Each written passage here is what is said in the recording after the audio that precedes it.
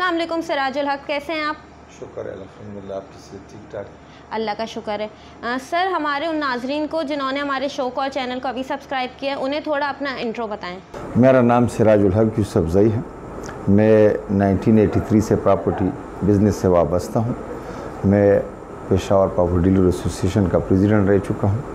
जहाँ हम बैठे हैं ये हैदराबाद टाउन है और ये पेशावर की पहली जदीद बस्ती है। मैं यहाँ रेजिडेंट सोसाइटी का सदर रह चुका हूँ। साबिका नाज़िम 2001 से 2005 थे और अभी सरपरस्त आला हूँ फिडिशन ऑपरेटर्स KPK।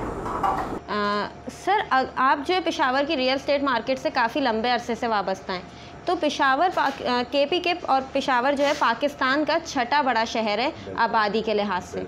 तो जब आबादी बढ़ती है तो लोगों की रिहाइश के डिमांड जो है वाज़े देखने में आती है, तो उस मार्केट को पेशावर कैसे कैटर कर रहा है? असल में जिस तरह आपने बात की है ना, ये जहाँ हम बैठे हैं ये 1978 का पहला इनका फेज़ 1 अनाउंस हुआ, फिर उसके साथ अभी ये 7 फेज़ों पर मुश्तमिल है। जहाँ हम बैठे हैं ये फेज़ 5 है। यहाँ ऑफिस हैं, अस्पताल हैं और सरकारी दफातर की मखसूस कॉलोनियाँ हैं। इसके अलावा जब लोगों में मांग बढ़ती है ना तो टाउनें साथ साथ निकलती है। बिल्कुल। पहले पेशावर जो है वो तो बहुत पुराना शहर है, वो बंद गलियाँ छोटी 3 फुट 4 फुट गलियाँ, तो लोगों ने फिर यहाँ रुख किया। इसके बाद फिर हमारे पास डिफेंस कॉलोनी है, हमारे पास शामी रोड है जो VIP लोगों का है। इसी तरह हम गए तो फिर प्राइवेट टाउन शुरू हो गए। जिस तरह डिमांड बढ़ती जा रही है तो अभी नौशहरा में फिर वापडा टाउन आया तारुजवा के मकाम पे। इसी तरह नौशहरा में आर्मेड कॉलोनी, ये सारे लोगों की आबादी की वजह से शहरों से निकलना चाहते, इसलिए कि पुराने घर में तो 2 मरले 3 मरले घर था और अभी जो रुझान है हम मॉडर्न एरा पर जा रहे हैं, तो हर एक आदमी की ये ख्वाहिश हो कि गाड़ी मेरे घर में जाए, उसके पोर्श हो, उसके न्यो। पहले 4-5 भाई रहते थे, अभी हर एक भाई का ख्याल है कि मैं अपना घर ले लूँ। उसके भी बच्चे, तो आबादी बढ़ रही है। अभी उसके बाद 1992 में रीगी मॉडल टाउन जो नासरबाग रोड रहे, वहाँ 5 जोनों पर है, वहाँ 27,000 प्लाट्स हैं। उसके भी बहुत लोगों ने लिए, उसने सरकारी सतह पे था, वो भी PDA मैनेज कर रहा है। ये भी पेशावर डेवलपमेंट अथॉरिटी के अंडर है, वो भी है। उसके साथ फिर university model town private, professor model town private, इस तरह अलहरम टाउन, जिस तरह सिटी में पेशावर गार्डन, स्वीट होम, इस तरह बहुत से प्रोजेक्ट जो लोगों के सोच में भी नहीं थे, अभी वहाँ 90% आबादी हो गई और पेशावर के लोग उधर जा रहे हैं। तो उसके बाद 2015 और 2016 में DHA Peshawar defence housing society launch हुई। तो 17 ये मुझे याद है कि 20 दिसंबर 2017 को इनकी A और B सेक्टर की डेवलपमेंट का काम शुरू हुआ, इफ्तिताह हुआ और 2019 दिसंबर में उन्होंने हवाला करना था, तो वो हवाला हो गया। वहाँ भी अभी अल्हम्दुलिल्लाह एक घर शिफ्ट हो गया है और बहुत से घर शुरू हैं और अभी उन्होंने A, B, C 3 सेक्टरों के कब्जा देने। तो उसमें जो इस वक्त आबादी है तो A, B, C है, उसमें कोई 8-10 सेक्टर हैं, लेकिन वो मुसलसल उसमें वो बढ़ा रहे हैं, उनको मज़ीद ज़मीन एक्वायर कर रहे हैं, इसलिए कि उनको मांग आ गई। तो इसमें जब आपने बात की है तो इसमें जो लोग बाहर हैं, जो लोग अपने लिए घर बनाना चाहते हैं, तो वो रीगी मॉडल टाउन जाते हैं, हैदराबाद आते हैं।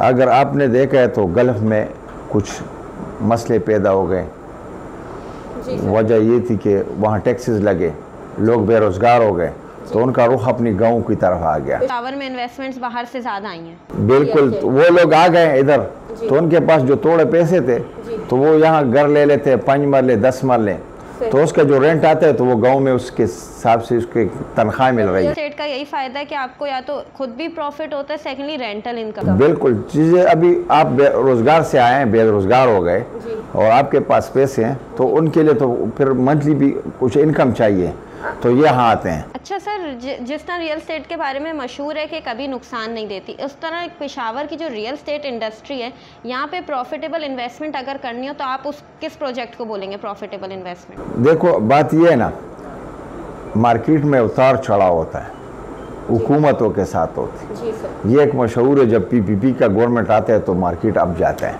अच्छा। अभी जो हुकूमत है, इससे पहले 2013 में मार्केट स्लम था, बिल्कुल खामोश था।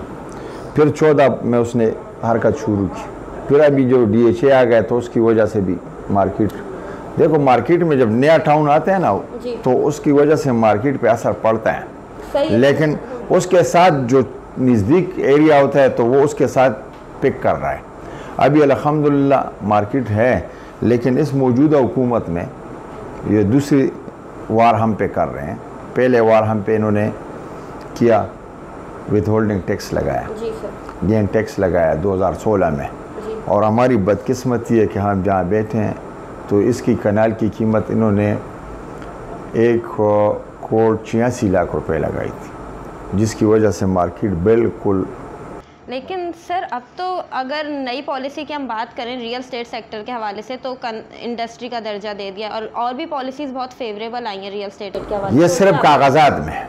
अच्छा। प्रैक्टिकली जब आप आते हैं ना तो ये अलग है। इन्होंने एक कानून लाया था कि आप जब किसी से, आप अगर 20 लाख रुपए की सौदा करना चाहते हैं, प्लाट लेना चाहते हैं, तो मैं आपसे पूछूंगा कि आपका नाम, आपकी वल्दियत, आपकी शनाई कार्ड नंबर, आप क्या बिजनेस करते हैं, पैसे कहाँ से लाएं। तो ये तो डीलर का काम नहीं है, वो तो पार्टी से नहीं पूछ सकता। वो हमने ख़त्म किया, अभी दोबारा वो शुरू किया है। और अभी जो टैक्स फिर लगाएं, वो तो कहते हैं कि हम रिलीफ दे रहे हैं, लेकिन रिलीफ वो नहीं दे रहे हैं जो चाहिए। ये उनको रिलीफ दे रहे हैं कि आप बिल्डिंग बनाएं और उसमें आपको रिलीफ देते हैं ना। अभी तो ये जो हम टाउन में बैठे हैं, विदहोल्डिंग टैक्स हम देते हैं, गेन टैक्स हम देते हैं। अच्छा, अभी जो इन्होंने ये सिस्टम शुरू किया है, ये तो मेरा काम नहीं है। मैं तो गवर्नमेंट का जो टैक्स है मैं स्टेट बैंक में जमा करता हूँ, नेशनल बैंक में जमा करता हूँ, जिस बैंक में भी जमा करता हूँ तो इनके सिस्टम से मैं फार्म डाउनलोड करता हूँ, उसमें शनाई कार्ड नंबर सब कुछ मैं डिटेल देता हूँ। तो जब मैंने डिटेल आपको दे दिए तो ये तो फिर ABR का काम है कि उसकी छानबीन करके ये चोर है। अब ये हमें कहते हैं तो अब हम किसी से नहीं पूछ सकते हैं, कानूनन भी ये गलत है। इसलिए कि एक आदमी आएगा कि आप किस कैपेसिटी पे मुझसे पूछते हैं, आप क्या हैं, तो उसकी वजह से मार्केट फिर रुका। दूसरी बात, कोरोना ने मार्केट को ख़राब किया था बहुत ज़्यादा। हर मार्केट में 8 लाख 10 लाख 15 लाख बिल्कुल कारोबार मत। बल्कि मैं आपको कहता हूँ कि जितने डीलर हैं उन्होंने ऑफिस बॉय वगैरह को अपनी तनख्वाहें दी हैं जेब से, इसलिए कि 8-10 महीने कारोबार बिल्कुल नहीं था। तो हमें रिलीफ नहीं दिया है, रिलीफ नहीं दिया है, रिलीफ चाहिए था हमें रिलीफ नहीं दिया है। दूसरी बात यह है कि अभी फिर हुकूमत, कोरोना नहीं है इस वक्त, कोरोना नहीं है, लेकिन पिछले एक हफ्ते से हम देखते हैं कि DC पेशावर 1000 दुकानें सील की हैं, 500 दुकानें सील की हैं, शादी हाल सील की है, स्कूल सील किए हैं। अब ये अंदिया दे रहे हैं कि हम लॉकडाउन ला रहे हैं। तो लॉकडाउन किधर किसी को ला रहे हैं? आप देखें किधर भी, अगर KPK में 8 केसेस आ गए हैं तो ये तो कोई इतनी बड़ी बात नहीं है। KPK की आबादी देख लें, अगर पाकिस्तान की सतह पर 30 आदमी मर जाएं, 50 मर जाएं, ठीक है, तो ये तो कितनी बड़ी बात नहीं है। तो उसके लिए तो हमें तरीक़ाकार करना है, इसके लिए तरीक़ाकार नहीं है। ये लॉकडाउन करेंगे तो ये एक हफ्ते से फिर मार्केट मदम है, खामोश है। सर अच्छा, रियल स्टेट बहुत से मसाइल से दो चार होती है हर शहर की। अगर हम पेशावर रियल स्टेट की इंडस्ट्री की बात करें तो यहाँ क्या मसाइल हैं? मसाइल तो देखो, हमारे पास पहले जो हमने लाइसेंस लिया, हम रजिस्टर्ड है एक्साइज डिपार्टमेंट के साथ, लेकिन अभी तक हमें कुछ कवर कुछ भी नहीं है। हम लाइसेंस लेते हैं, रिन्यूअल करते हैं, हमें तहफ़्फ़ुज़ नहीं है। देखो, हमसे पार्टियाँ डायरेक्ट हो जाएँ तो हम जाते हैं तो हमें कोई सुनवाई नहीं मिल रही, हमारे साथ कोई ताउन नहीं कर रहा है। चाहिए ये एक्साइज वाले हमें सपोर्ट करें, हम तो एक्साइज टैक्स दे रहे हैं, मैं गोशवारा जमा करता हूँ, हमारे दोस्त गोशवारे जमा करते हैं, लेकिन ABR का जो मसला है कि आप प्लाट लेते हैं, आप कहाँ से प्लाट लाएँ, जो सवाल करते हैं एक तरफ वो छूट देते हैं, दूसरी तरफ वो ये करते हैं। तो उसकी वजह से जो आपने जो भी मैंने बता दिया कि ये कानून अभी लागू कर दिया, तो उसकी वजह से फिर मार्केट मदम हो गया। ये मेरी ड्यूटी नहीं है, तो ड्यूटी मुझसे लिए जा रहे हैं। देखो ABR डिपार्टमेंट बना इसलिए कि ये उनका काम है, FIA का काम। सर ये तो गवर्नमेंट पॉइंट ऑफ व्यू से बात हो गई। रियल स्टेट इंडस्ट्री में क्या इश्यूज हैं कि इलीगल सोसाइटीज हो, फ्रॉड कल्चर हो, इन्वेस्टमेंट्स टाइम पे डिलीवरी ना हो रही हो प्रोजेक्ट्स की, ये इश्यूज पेशावर में कहाँ कहाँ देखने को? पेशावर में ये है, पेशावर में प्राइवेट टाउन है लेकिन इनके पास NOC नहीं है। अच्छा। ये Peshawar property dealer, Peshawar development authority की कमजोरी समझे। 80% आबादी हो चुकी है, 90% आबादी सोसाइटियों में हो चुकी है, लेकिन उनके पास NOC नहीं है। अच्छा, लीगल नहीं, अभी लीगल नहीं है। अब ये 90% आबादी के बाद इश्तिहार देते हैं कि इस टाउन में इन्वेस्टमेंट मत करें, ये हमारे पास इनका NOC नहीं है। ये तो गलत बात है। तो सर इसका हल क्या है? हल तो ये तो हुकूमत देगी ना, इनके खिलाफ एक्शन ले लेना। तो अभी क्या एक्शन लेंगे? उसमें लोगों ने इन्वेस्टमेंट किया, बनाया हुआ है, तो अभी ये खामोश है। अभी तो देखो काम ये है कि पेशावर में जो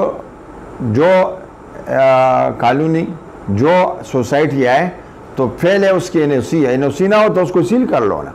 बहुत बहुत शुक्रिया सर, बड़ी मेहरबानी आपके जो वक्त।